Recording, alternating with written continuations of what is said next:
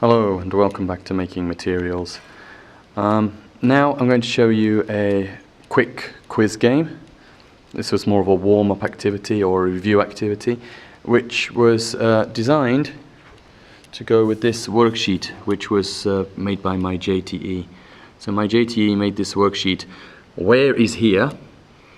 With hints. You must take off your shoes. You must take off your clothes. You must take your towel. And then you had to match these hints to a specific place, like, oh, this is swimming pool. And the point was, she wanted to review must, mustn't, and can using this worksheet. So I wanted to make an activity that would do basically the same thing, but in a more active way. My theory being that this worksheet can still be used as a homework assignment, or can be used after the activity, once the students have got a better understanding of the grammar. So, that was the base worksheet, and what we made was a series of cards which have got similar hints, but instead of 3 hints, just 1 hint. You mustn't smoke, you can fly, you mustn't eat popcorn, you must speak Chinese, you can study, you must take off your shoes, you must study. Compare you can study, you must study. You mustn't use a video camera, you can ride your bike. And this is going to be a buzzer quiz game. So I've used the buzzer set in these demonstrations before, so I think you know it. We have 6 buzzers, and if you press it, you get a light up. So you know immediately which team has answered first. Ping pong. Reset. If you don't have a buzzer set at your school, you can go for the low-tech option of just having some fly swatters. And you have each person standing in front of the board with a fly swatter. So, and whoever has their fly swatter at the bottom of the pile was the person that was quickest and was there first. So you have high-tech and low-tech options for checking which team gets the answer fastest. We have 6 teams, and we would get 1 player from each team standing here at a buzzer or standing with a fly swatter facing the board. In both cases, their perspective is going to be this way. They're going to be standing on this side with the buzzers near them, or they're going to be standing in front of the board with fly swatter in front of them. Now, to make it a little more interactive with everybody, the cards that give away the locations at the cinema, and I've marked them with numbers in the corner for what I thought was the best order to ask these questions in. These are going to be shown to the rest of the class behind these students. So these students are looking this way, I'll stand behind them facing the rest of the class, and I will hold up a location card, in this case at the cinema, and get the rest of the class to shout out this phrase. It's the JTE's job to then check which team buzzes first or which team uses a fly swatter first and gets the right answer. So, okay. Are you ready? Yes. Okay. Everybody, please read. Dang. At the cinema. Hi. And immediately, as soon as they hear at the cinema, the teams can answer. Yes, team 6. At the cinema. You mustn't smoke. This is actually an acceptable answer. At the cinema, you mustn't smoke. But it's not the answer I had in mind. So what I do in this case is I tell the students, that's a good answer, but it's not the best answer. So you can get half a point, and another team can have a chance.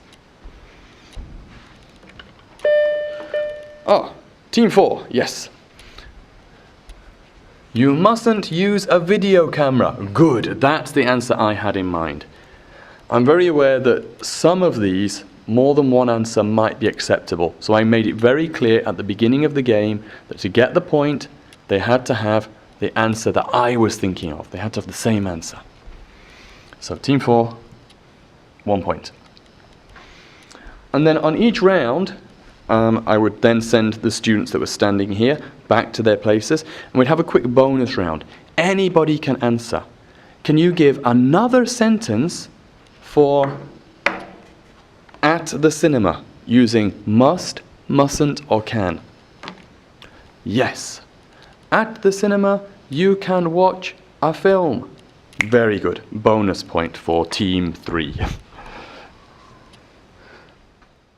So in each round, there is the buzzer quiz, or the fly swatter quiz, with a pre-designed answer on the board, and then a bonus quiz with free answer for the same location. So we're covering exactly the same ground as this worksheet, but there's movement involved, there's action. Each student is getting a time to actually be at the front of the class here.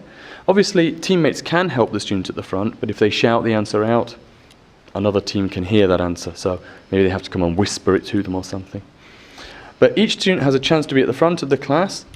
Everybody's speaking because everybody's shouting out, at the cinema, at the park, at the library, at your home, at school, at the gas stand. So there's a lot more interactive activity happening than there is just using the worksheet. And as I say, the worksheet can still be used for homework. It doesn't negate the worksheet. I think designing games like this that really cover the same ground as the JTE's worksheets is a good way of persuading a JTE who doesn't like to use games and activities that games and activities can work, because you can clearly show it's the same thing. Okay? And that's time out. It's lunchtime. Okay, well, I think that's clear. So if there's any questions, please write a comment or question at the bottom. I'll quickly go through them. At the cinema, you mustn't use a video camera. At the park, you can ride your bike. At the library, you can study.